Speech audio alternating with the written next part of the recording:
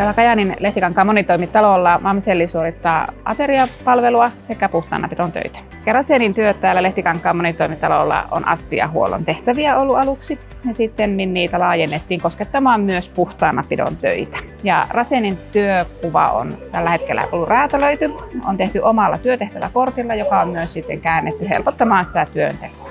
I am Rasheen. I am from Sri Lanka. I live in Kainuin here for 1 year. I am operating dishwash machine and make sure the traveling box cleanness and also readiness the technical classroom. There is a lot of opportunity. In the Educa is the key point for the find the job.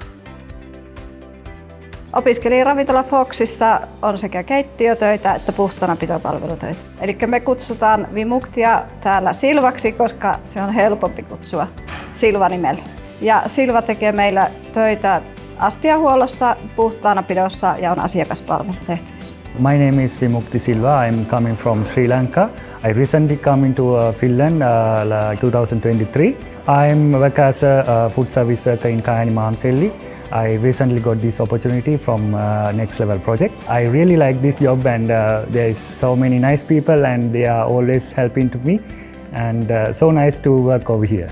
Kokemukseni näiden uusien kainuulaisten kanssa työskentelystä on ollut hyviä. Monesti se kielimuuri saattaa pelottaa, mutta kaikkeen löytyy ratkaisu. Täällä meidän työkohteissa on sparrattu työyhteisö kääntämällä työtehtäväkortteja niin suomeksi kuin englanniksi. On tehty apusanalistoja ja autettu siinä arjessa selviytymään. Rasenista erityiskiitosta on saanut hänen erittäin kohteliaat työtavat ja työkavereiden huomiointi.